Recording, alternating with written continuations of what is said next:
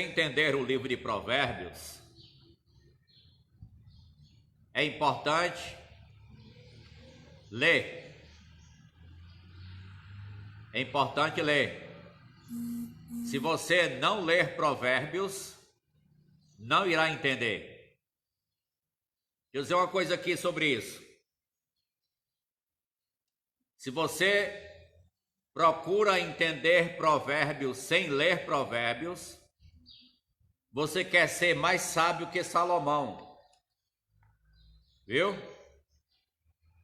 Salomão, para escrever Provérbios, ele estudou muito.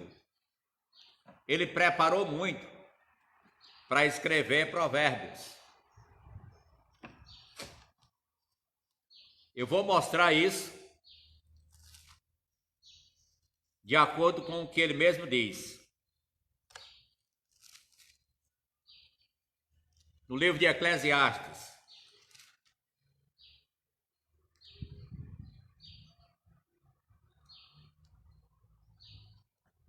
Apliquei o coração a esquadrinhar e a informar-me com sabedoria de tudo quanto sucede debaixo do céu. Este enfadonho trabalho impôs Deus aos filhos dos homens para nele os afligir. Atentei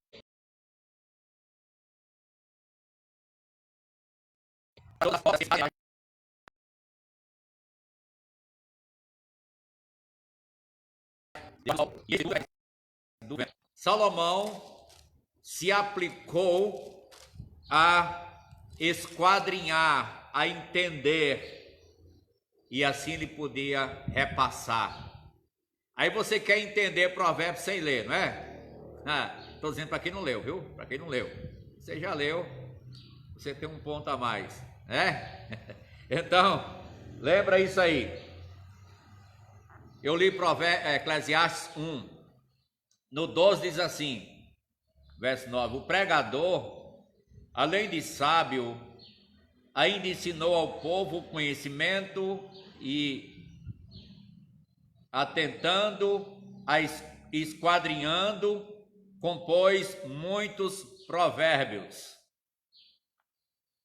Procurou o pregador achar palavras agradáveis e escrever com retidão palavras de verdade. As palavras dos sábios são como aguilhões e como pregos bem fixados, as sentenças coligidas, dadas pelo único pastor. Olha aí o trabalho. Selecionar as palavras, as sentenças, colocar cada coisa no seu lugar certo, a palavra certa. E anima, irmão, saber que em tudo isso aqui, Deus estava pelo Espírito Santo orientando Salomão para escrever com retidão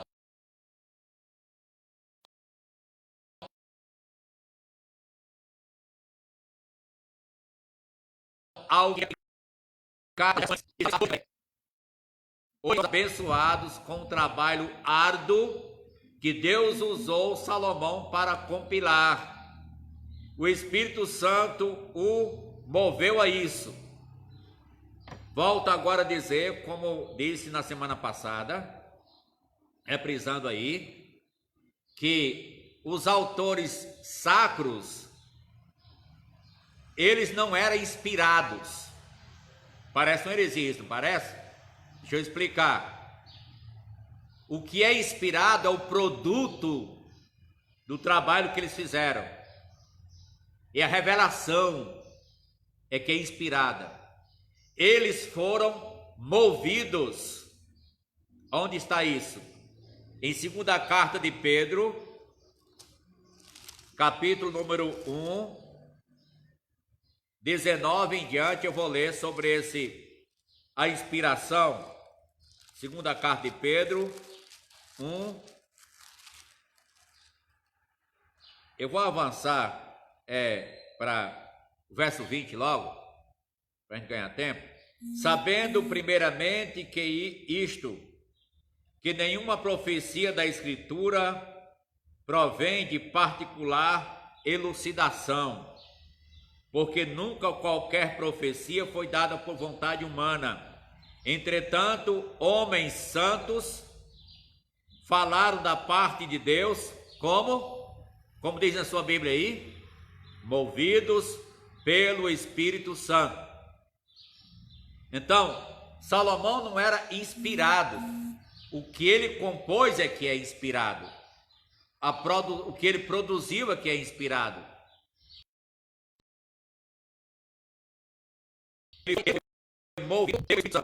Salomão, sim, foi movido pelo Espírito Santo. E então, movido pelo Espírito Santo, o produto do trabalho que ele fez é a palavra que foi inspirada por Deus. Isso está em 2 Timóteo 3, verso de número 16. Toda a Escritura é inspirada por Deus. O que é inspirado? É a Escritura, não é o autor, é a Escritura. Toda a Escritura é inspirada por Deus, é a Bíblia que é inspirada por Deus. Por exemplo, Pedro foi um escritor, João foi um escritor. Mas se eles fossem inspirados, sabe o que acontece? Eles não erravam. Pedro não errou? Claro que Pedro errou, até negou Jesus. E mesmo depois, lá vai um problema, uma confusão dele e Barnabé, dele e Paulo por causa de Barnabé. Ele não era inspirado, ele foi repreendido lá em Gálatas, repreendido pelo apóstolo Paulo, pela atitude dele para com os judeus e com os gentios. Então, João era um homem de Deus, santo era, mas ele não era inspirado.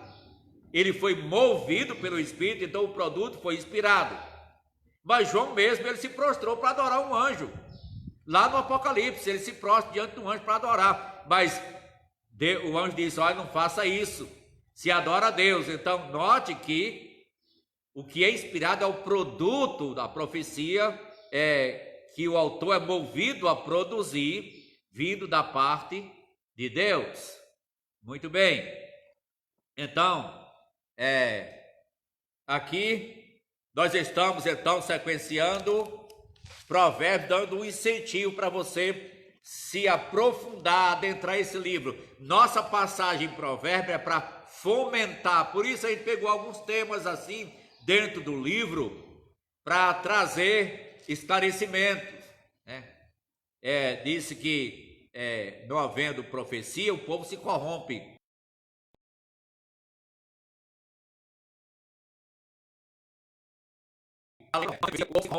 Então, nosso propósito como professor, levar o aluno a interessar, adentrar o livro, se aprofundar pessoalmente, particularmente, né? E fazer sua parte, não esperar só do pastor, não.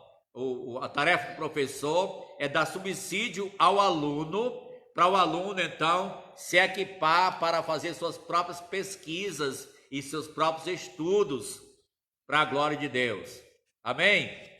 Portanto, nossa ênfase em Provérbios teve esse objetivo.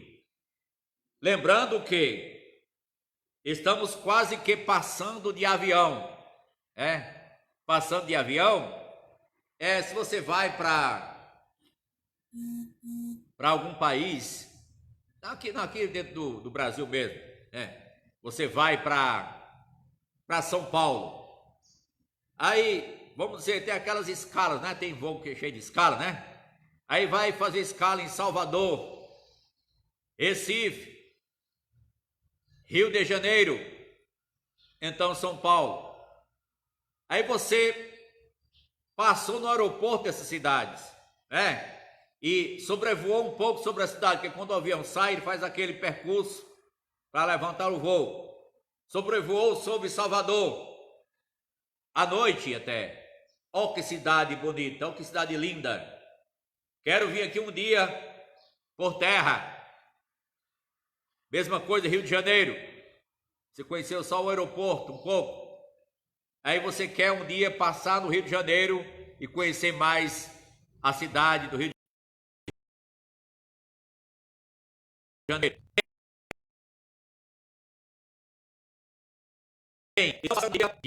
E vendo a maravilha que cada livro tem. Aqui Provérbios tem tantas minas preciosas que só vai extrair o minério quem descer lá e trabalhar e cavar mesmo, aí vai se apropriar dele. Amém? Então nosso propósito em dar uma passada em Provérbios. Esse livro está prevendo muitos problemas, isto é, prevendo para evitar muitos problemas, e vai evitar muitos problemas. Sim, porque quando a gente tem o cuidado devido de olhar o que aconteceu de errado com outros, não vamos entrar no mesmo caminho. Temos experiências para poder aprender. Não precisa sofrer as mesmas experiências para poder aprender. Eu vou repetindo alguma frase até porque eu vejo que aqui e acolá às vezes trava, não é? Então, para você não perder, eu repito a frase. Se a gente aprende com a experiência alheia, evitará muito sofrimento. Lembra que o livro de Provérbios vai, como eu já disse, só reprisando aqui, vai nos ajudar a evitar muitos problemas, inclusive causados pela língua. Você vê o tanto quanto Provérbio está mostrando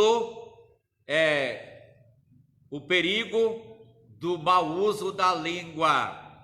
E muita gente já foi arruinada por causa da língua. Tantos políticos foi arruinado por causa da língua. Tantos crentes, tantos casamentos foram arruinados por causa da língua. Arruinados por causa da língua. Tantas igrejas até foram arruinadas por causa da língua.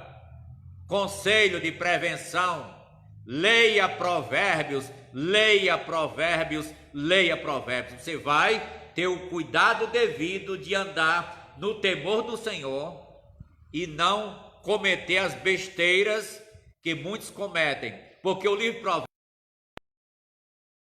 Provérbios lá é aquele que é desligado, é tolão. Então o provérbio vai falar para esse também, vai falar para o sábio, vai falar para o jovem, vai falar para o entendido, vai entender parábolas, as palavras e enigmas dos sábios. O temor do Senhor é o princípio do saber. Então me reporto à ênfase do livro, para você então ler o livro com esse pensamento, que o temor do Senhor é o princípio da sabedoria. Amém? Então, deixe-me agora fazer uma pergunta. Posso fazer a pergunta? Eu já fiz uma complicada, não foi? Eu fiz uma pergunta complicada. Foi: leu o livro de Provérbios? Diga sim ou não, né? Não é meio complicado essa pergunta? Para alguns é. Mas eu vou fazer outra pergunta. Salomão foi salvo? Salomão está onde hoje? Está no céu? Você vai ver vídeos no YouTube dizendo que não, outros dizendo que sim.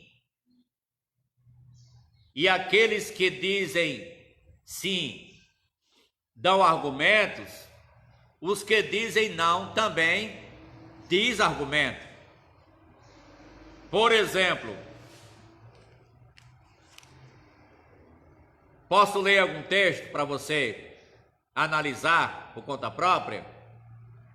Primeiro livro de Reis, capítulo número 9. Primeiro livro de Reis, capítulo 9. Eu leio o verso 4. Se andares perante mim, como andou Davi, teu pai, com integridade de coração e com sinceridade, para fazeres segundo tudo o que te mandei e guardares os meus estatutos e os meus juízos. Então confirmarei o trono de teu reino sobre Israel para sempre, como falei acerca de Davi, teu pai, dizendo: não te faltará sucessor sobre o trono de Israel. Porém, se vós e vossos filhos, de qualquer maneira vos apartardes de mim e não guardardes os meus mandamentos e os meus estatutos que vos escrevi, mas fordes e servides a outros deuses e os adorardes, então eliminarei Israel da terra que lhes dei, e a esta casa que santifiquei a meu nome lançarei longe da minha presença. Israel virá a ser provérbio e mortejo entre todos os povos. O que você entendeu aí?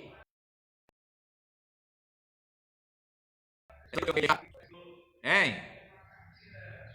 Agora, vamos para vira uma página, vamos para o capítulo 11.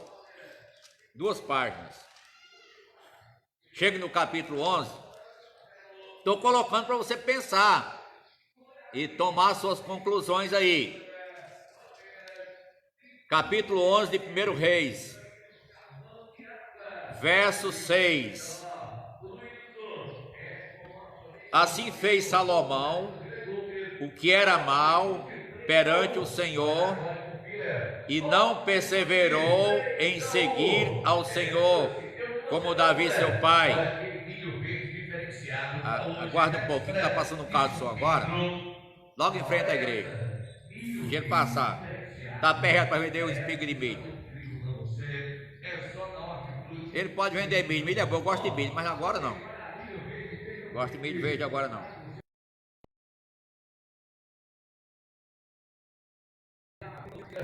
Começando de novo.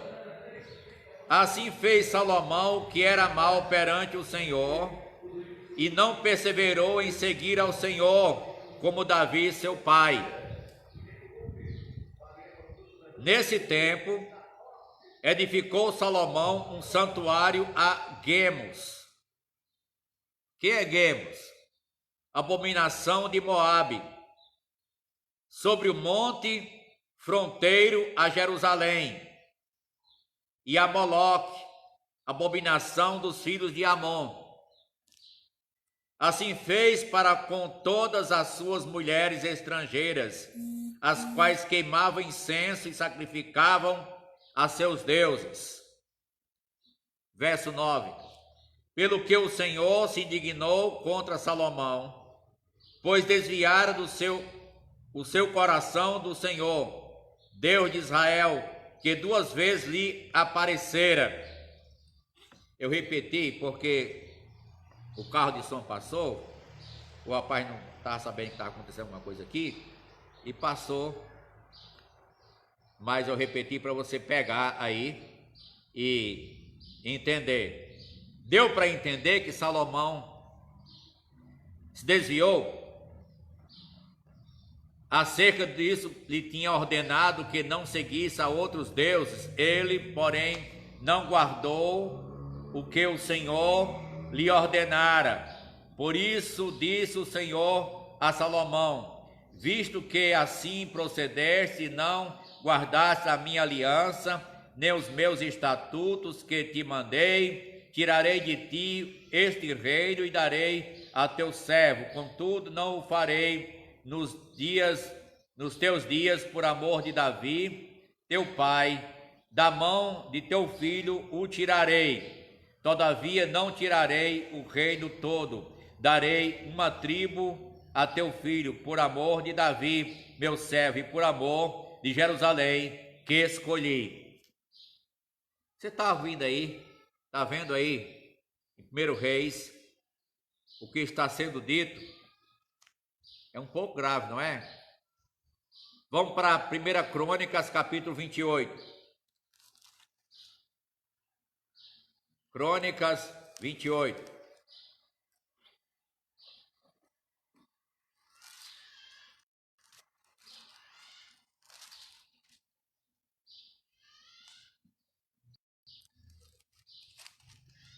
Capítulo 28.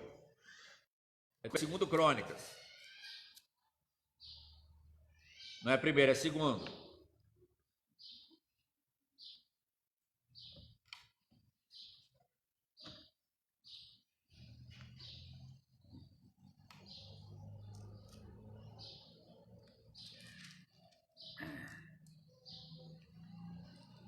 Interessante que nos livros de Reis e Crônicas, você vê uma coisa interessante, é que muitas vezes o salmista, melhor, o livro, o escritor, está apresentando os acontecimentos acerca de coisas que se deram naquele tempo, e o outro livro está dando mais comentários acerca do resultado daquelas coisas, e até o próprio Deus mostrando algumas correções acerca dos acontecimentos. Aqui, se está certo.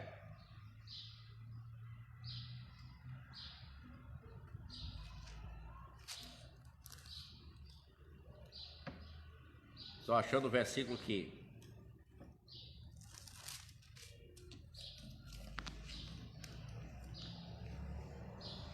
Ok. Desculpe. Foi um equívoco aqui. É 1 Samuel capítulo 7. 2 Samuel 7. 2 Samuel capítulo 7. Segundo livro de Samuel, capítulo número 7. Pelo que a gente viu nos capítulos de Reis, capítulo 9, capítulo 11, não foi bem para Salomão. O livro de Crônicas também vai detalhar sobre isso, mas eu estou me reportando aqui essa parte. Não foi bem para Salomão. Aí, aqueles que advogam que Salomão não foi salvo, eles se apropriam desse texto aqui e dessas declarações. Mesmo que a declaração aqui que está no texto está falando mais do reinado. Agora, duraria para sempre, por causa da aliança que Deus fez com Davi. Escolheu Israel e Jerusalém, e então disse que não faltaria sucessor no seu trono. E vamos ver agora em 2 Samuel capítulo 7. Eu vou ler o verso 8 em diante. Aí você vai tirar a conclusão sobre Salomão na sua velhice e morte. 2 Samuel 7, verso 8. Agora, pois, assim dirás ao meu servo Davi: assim diz o Senhor dos exércitos: tomei-te da malhada de trás das ovelhas, para que fosses príncipe sobre o meu povo, sobre Israel. Porque Davi era um pastor de ovelha, né? E fui contigo por onde quer que andaste, Eliminei os teus inimigos diante de ti e te fiz grande o teu povo, como só os grandes têm na terra. Preparei lugar para o meu povo, para Israel, e o plantarei para que habite no seu lugar e não mais seja perturbado, e jamais os filhos da perversidade o aflijam como dantes. Desde o dia em que mandei houvesse juízes sobre o meu povo de Israel, dar-te-ei, porém, descanso de todos os teus inimigos. Também o Senhor te faz saber que Ele, o Senhor, te fará casa. Presta atenção. Quando teus dias se cumprirem e descansares, Davi,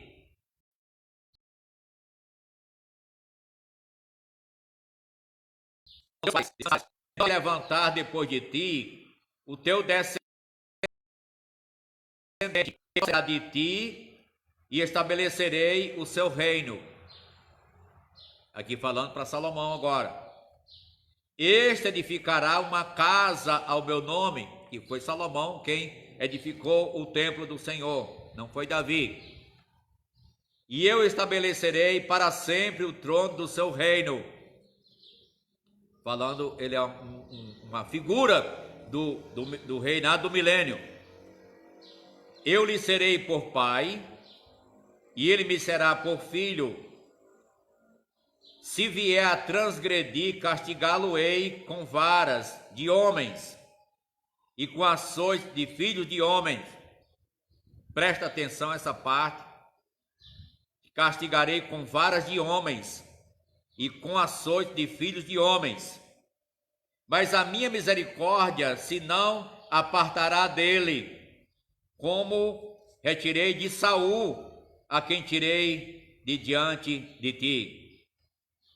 Porém, a tua casa e o teu reino serão firmados para sempre diante de ti, teu trono será estabelecido para sempre. Segundo todas estas palavras e conforme toda esta razão, assim falou Natã a Davi. Então você percebe que, ao referir-se ao reinado de Salomão, e ao referir-se também sobre a sua transgressão, o seu fracasso, Deus já sabia disso e previu, dizendo que, se vier a transgredir, eu vou castigar com vara de homens e com castigos humanos. Você está falando isso. Consequências. Salomão teve muitas consequências dos seus erros, como seu pai Davi também teve. Porém, não retirarei dele a minha misericórdia, é que o texto acaba de dizer. Com relação à eleição de Deus, com referência a Salomão, a Davi, a Israel,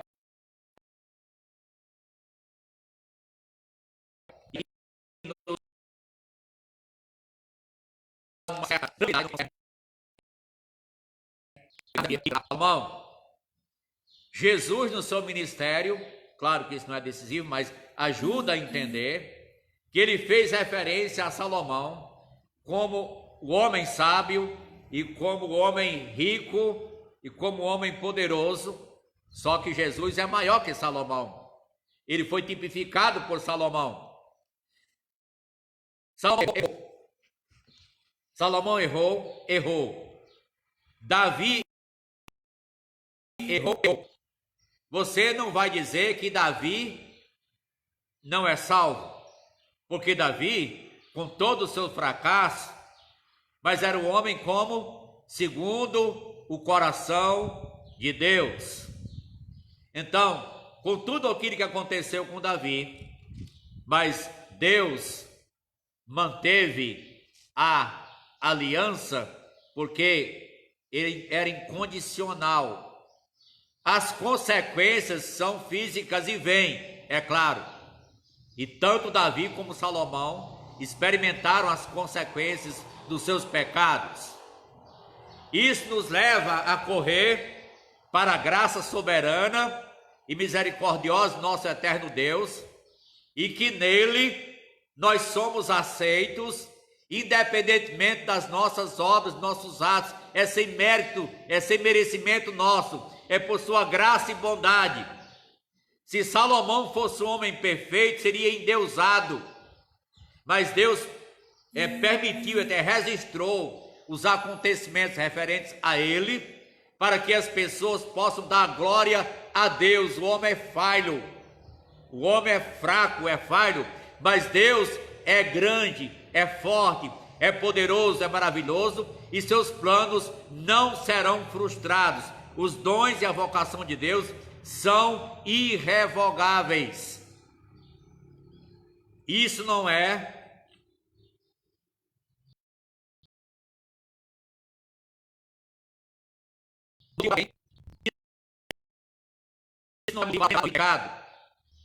eu sou crente agora, por isso vou deixar a banda voar. Não, vai ter consequências. Deus colocou aqui na sua palavra advertências, usando o exemplo tanto positivo como negativo de Salomão, tanto positivo como negativo de Davi e de outros personagens, para que a gente tema a Deus e tenha o devido cuidado. Salomão, ao escrever Eclesiastes, ele chegou a uma conclusão que fez muita bobagem. E ele, no final do seu livro de Eclesiastes, deixa uma palavra muito encorajadora nesse contexto. Eclesiastes, capítulo número 12, verso de número 13, eu vou ler. Eclesiastes 12, 13. De tudo o que se tem ouvido, a suma é: teme a Deus, guarda os seus mandamentos, porque isto é dever de todo homem. Tema a Deus, guarda os seus mandamentos, porque isto é dever de todo homem. Então, se você quer olhar para o lado escuro da vida de Salomão e por ele, vai quebrar a cara como ele também. Olha, hoje Salomão é usado até como referência para a maçonaria, não é verdade? Para práticas assim ocultas. Salomão foi um grande construtor e sábio construtor, e é usado até o expediente daquela época, das reuniões que tinham naquela época, para não revelar o segredo profissional para todo mundo. Aí é usado para a maçonaria, para as reuniões secretas. Vai ter muita coisa